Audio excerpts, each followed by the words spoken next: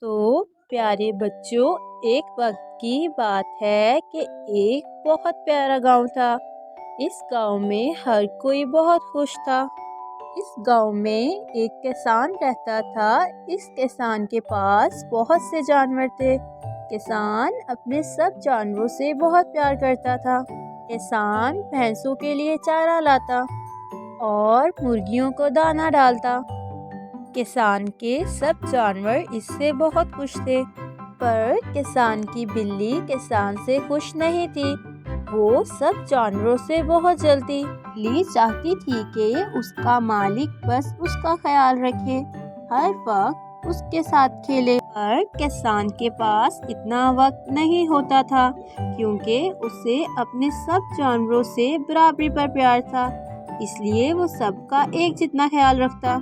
एक दिन किसान हमेशा की तरह अपने खेतों पर चला जाता है, तो पीछे से बिल्ली भैंसों के पास जाती है और उनसे कहती है कि किसान तो बस मुर्गियों से प्यार करता है।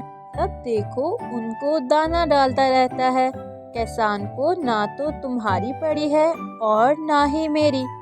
फिर भैंस उससे कहती है कि नहीं, ऐसा कुछ नहीं है। किसान हम सबसे बराबरी पर प्यार करता है। वो पूरा दिन हमारे लिए खेतों में काम करता रहता है और हमें चारा डालता है। भैंस कहती है कि हमें तो किसान से कोई मसला नहीं है, और अगर तुम्हें कोई मसला है तो तुम चली जाओ।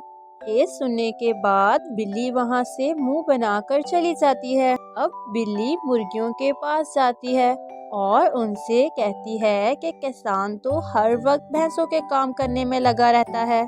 जब देखो उनके चारे का इंतजाम करता रहता है, उसे तो तुम्हारी फिक्र ही नहीं। मुर्गियाँ कहती हैं कि हमें तो अपने मालिक से बहुत प्यार है, हम जैसे रह रहे हैं वैसे ही ठीक हैं। पर इन सब मुर्गियों में एक मुर्गी ऐसी थी जो कि बहुत ही बेवकूफ़ थी।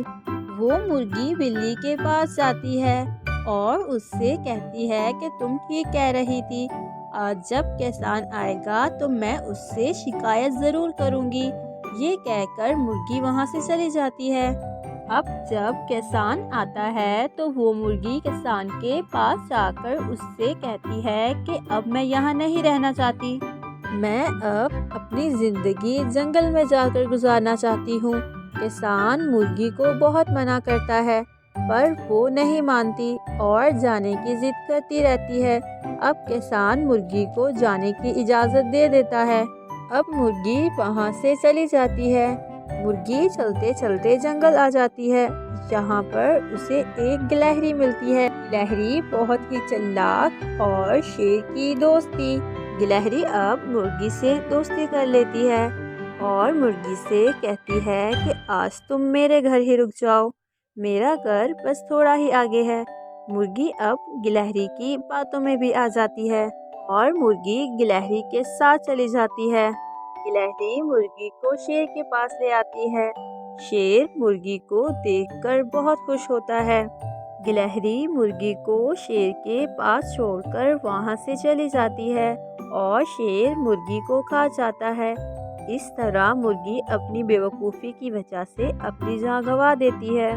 तो प्यारे बच्चों, इस कहानी से हमें ये सबक मिलता है कि हमें कभी भी किसी की बातों में आकर कोई फैसला नहीं करना चाहिए।